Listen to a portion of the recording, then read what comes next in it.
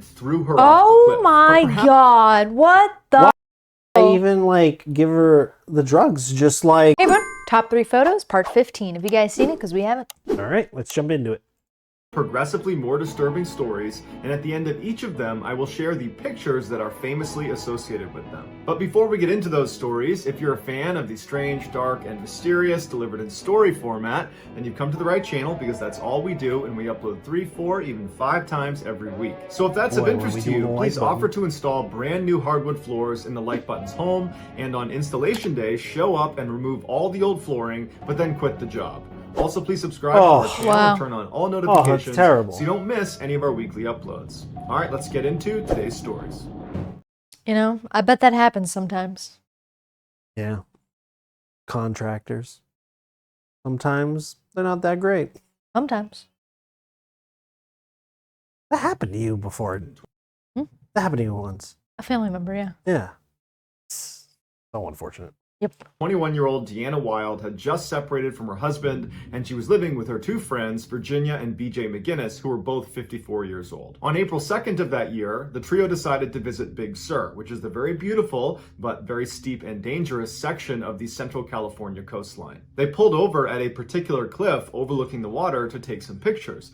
Afterwards, as they were getting ready to go back to their car, Deanna wanted a closer look, so she stepped to the edge of the cliff where she lost her footing and she fell 500 feet to her death. Damn. So investigating officers refrained from taking any on-scene photographs, accepting instead Virginia's photographs that she said she had taken right before it happened. Deanna's mother was unable to afford a funeral for her daughter, and so the only person she could think to ask to help her was a lawyer that went to the same church as her. His name was Steve Keeney, and Steve said, yeah, of course, I'll try to make some phone calls for you and see what I can do. And in doing so, he wound up learning about the case, about what happened to Deanna, and he discovered that her 2 friends, Virginia and BJ, had actually taken a life insurance policy out on Deanna the day before she fell off the cliff. Wait, what?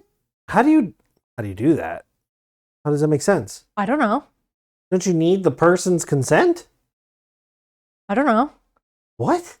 And so Steve began digging into the backgrounds of Virginia and BJ, and he discovered that Virginia had a history of being around a high number of accidental deaths and suspicious fires. Oh my God. And cashed in a whole bunch of life insurance policies. So all of a sudden, Deanna's death did not look accidental. Steve would become obsessed with the idea that the McGinnises were behind Deanna's death, but unfortunately, there was virtually no evidence to support that, because when she died, the investigating officers ruled it an accident. So there was no crime scene, there was no evidence collected, the autopsy was very cursory, and so Steve would spend 5 years building a case against Virginia and BJ. But at the end of those 5 years, it was a rock-solid case, and Virginia and BJ were arrested. During their trial, the real story of what happened to Deanna finally emerged. On that April day in 1987, the trio went to Big Sur, and they had lunch together, they had a picnic, and while they were eating, BJ slipped some of his prescription antidepressants into Deanna's drink, and so after lunch, the drugs were in Deanna's system, and she began to get very drowsy, to the point where Virginia and BJ had to literally hold her up. She was falling over, she was so tired. And so while Deanna's in the state, Virginia and BJ tell her, hey, let's go over to the cliffs and take some pictures. And so they walk over, Deanna's stumbling, and BJ's holding her up, and they get to the edge of the cliff, and BJ turns around so the ocean's at his back, and he's propping up Deanna, and Virginia steps away and she takes their picture. And then right after that picture, BJ, while still holding Deanna, turned around to face the water and kind of carried Deanna right to the edge, and Virginia took one more picture of them facing the water. And then right after that picture was taken, BJ took Deanna and threw her off the cliff. Oh my God, what the hell? Why even like give her the drugs? Just like, hey, let's take a picture over here. Poof. Right? Whoopsies. Jeez, Like, man. that's so messed up. Perhaps the most disturbing part of this case is that as soon as he threw her off, Deanna kind of came to and whipped herself around and managed to grab onto the cliff with her hands. Wow. And so she's literally dangling, holding onto this ledge like in the movies, begging to be pulled back up. And Virginia and BJ, instead of helping her back up, picked up rocks and bashed her hands until she fell off the cliff. Ultimately, it would be these last two pictures that Virginia took that got her and BJ convicted of killing Deanna. Oh my God. Because these pictures clearly showed Deanna was impaired compared to the earlier pictures on the camera roll. And the only reason these pictures existed is because Virginia wanted a trophy from the killing, because she was actually an uncaught serial killer that went around killing people and cashing in their life insurance policies. One of her victims even included her own 3-year-old daughter. BJ would actually die during his trial. As for Virginia, she was found guilty and sent to jail for life. Here are the final two pictures that Virginia took of Deanna.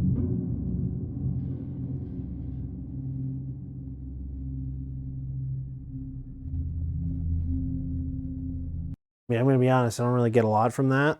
They're pretty blurry, but that's wild. That's so crazy.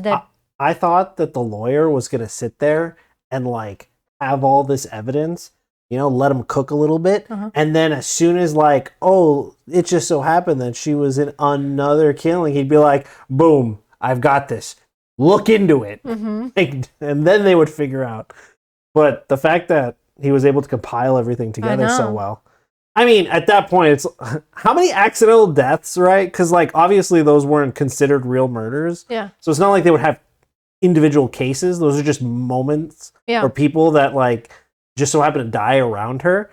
But then it had to have been a lot of people for them to be yeah, no, there's no fucking doubt. It did say serial killer. Most people are around someone who happens to pass around them in their lives, a couple, maybe 1 or 2 times. Yeah, no, but if even that, she must have been around so many people that they were yeah, she did it. Even her own kid, dude. Ugh, I'm glad it's crazy it took 5 years for him to build a case, but I'm glad he finally got the justice for Deanna. I'm also curious about the insurance policy aspect. How did she how was she able to cash in on them? Did she convince them, hey, sign this paper real quick for me? I don't know. How do you insure somebody without them know? Unless these people, she had a kid, so I don't know. Yeah, it's weird. Yeah, I don't know. Balloon.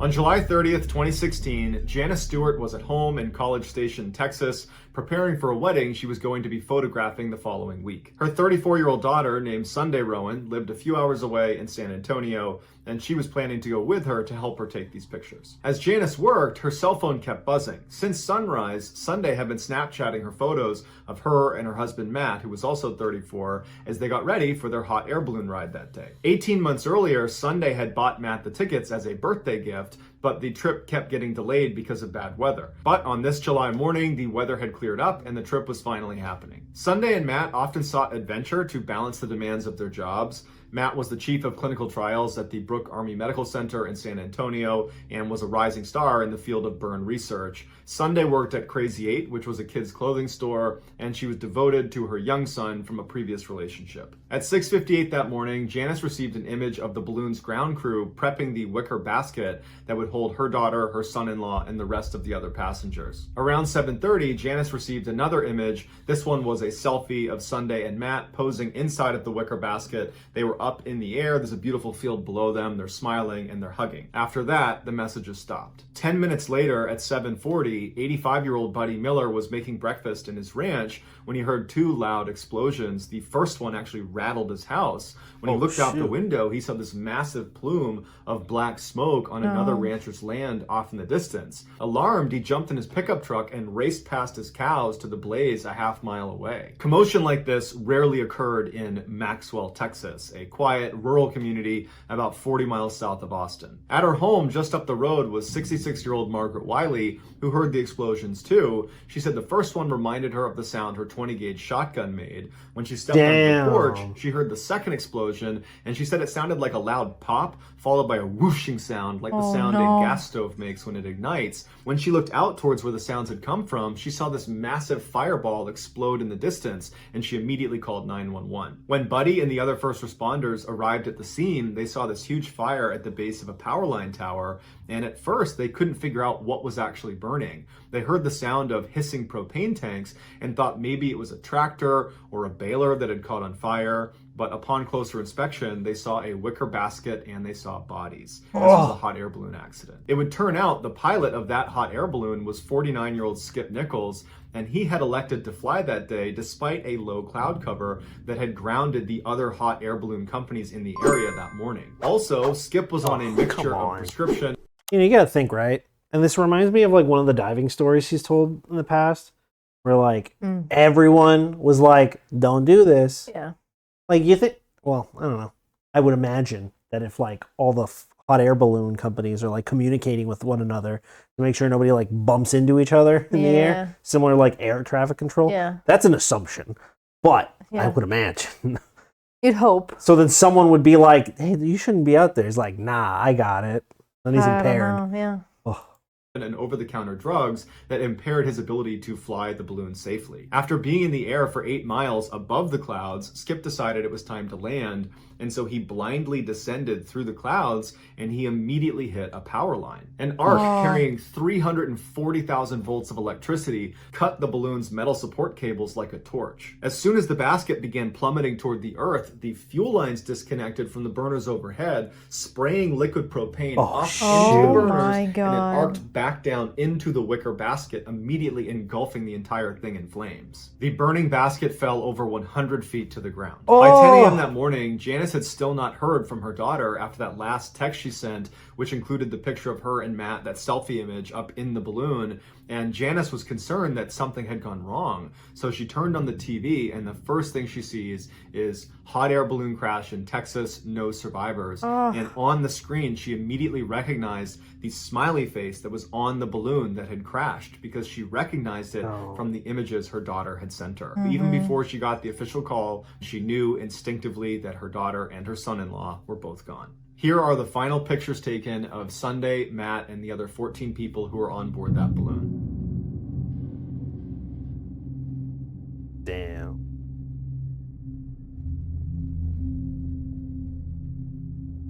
Wow, look at how many people. He said 14. I gotta be honest, I thought like 4 people fit in a hot air balloon. There's different sized baskets. Just never imagined This more many than that. people? I feel like, I don't know, I would get claustrophobic, then also have a fear of heights. Panic, yeah. I would just be in full panic mode. I don't think I would eat. I would just like sit there on the edge, holding, and just like closing my eyes. Yeah, and then is it enjoyable at that point? Well, I'm not even experiencing it. Right. I'm just in full fear. So that's why I would never do That it. is a lot of people. What if you got some asshole who's like, I don't know, can you rock a hot air balloon? What do you think? Like the guy in an elevator Start who's just like jumping? Yeah. starts jumping. I don't know. Is that a stupid Ooh, question? Guys, I have no idea. I might fall. It's so messed up.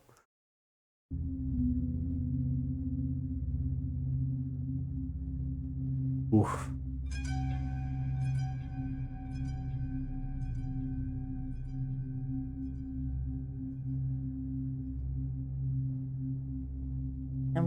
We're all just there to have a good time. Yeah.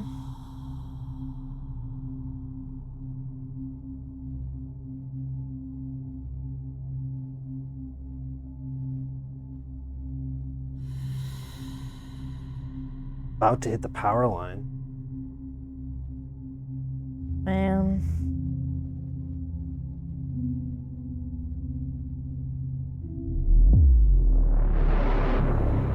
That sucks.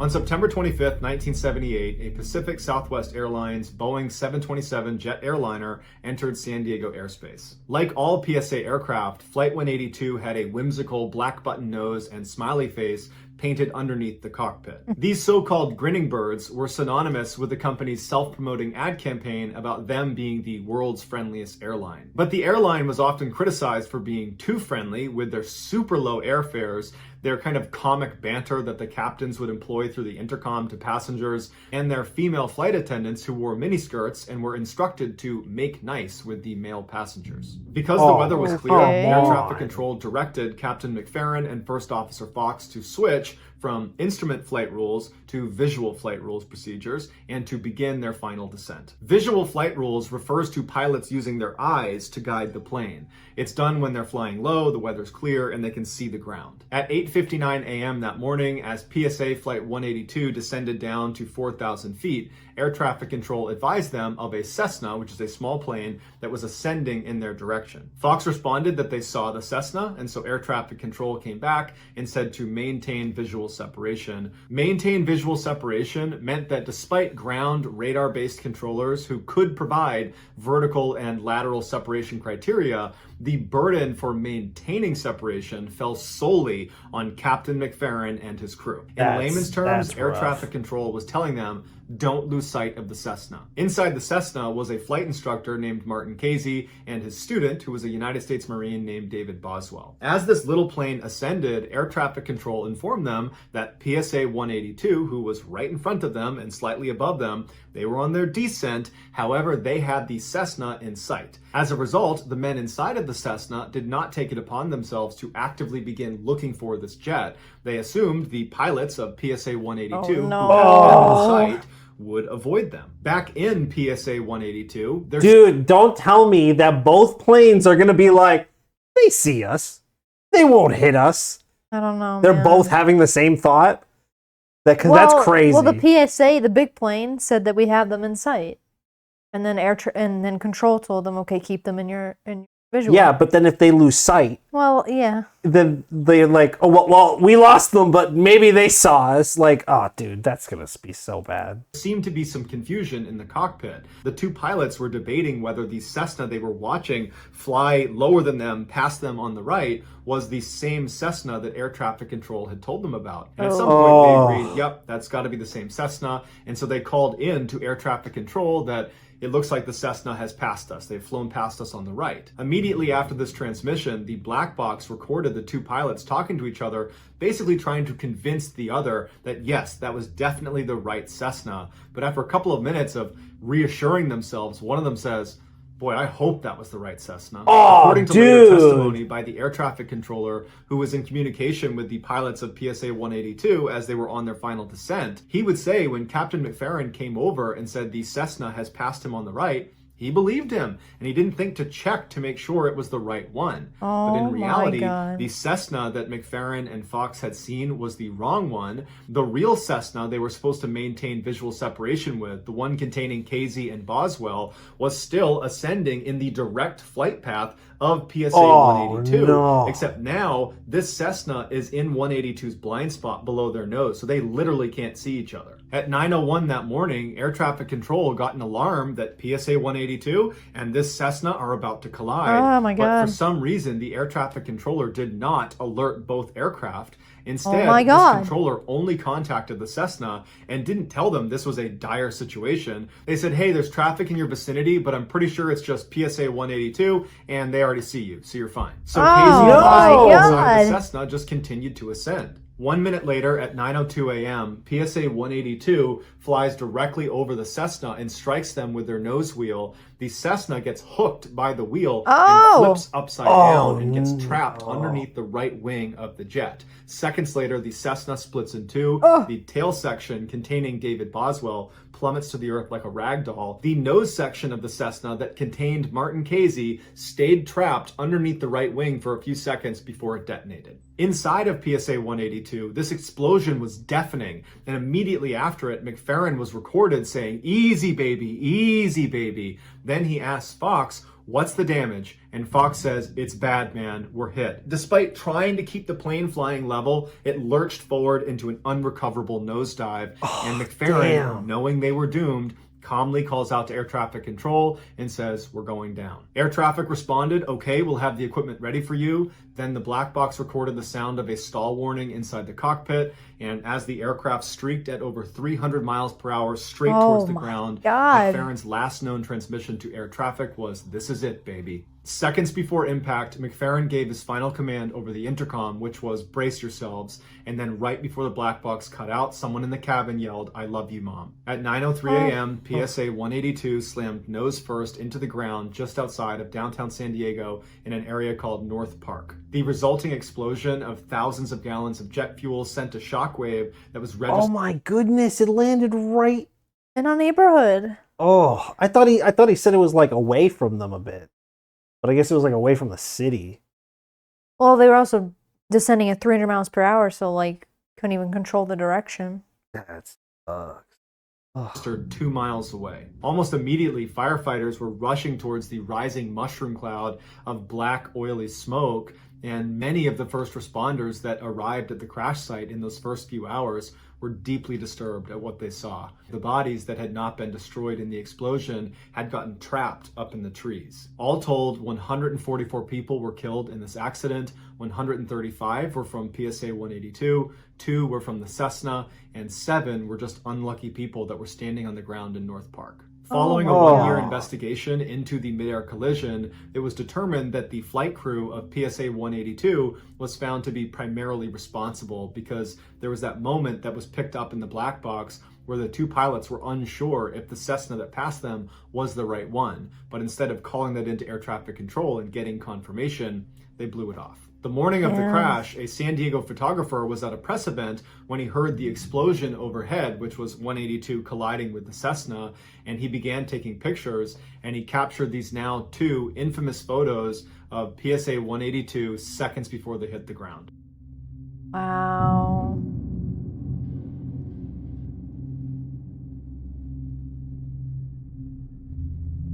That is terrifying. So that's going to do it, guys. If you Oh man. Those stories are just so aggravating because if you just double, triple check something you're not sure about, oh, you could prevent something like this, potentially. Yeah. I mean, it's so many people's faults.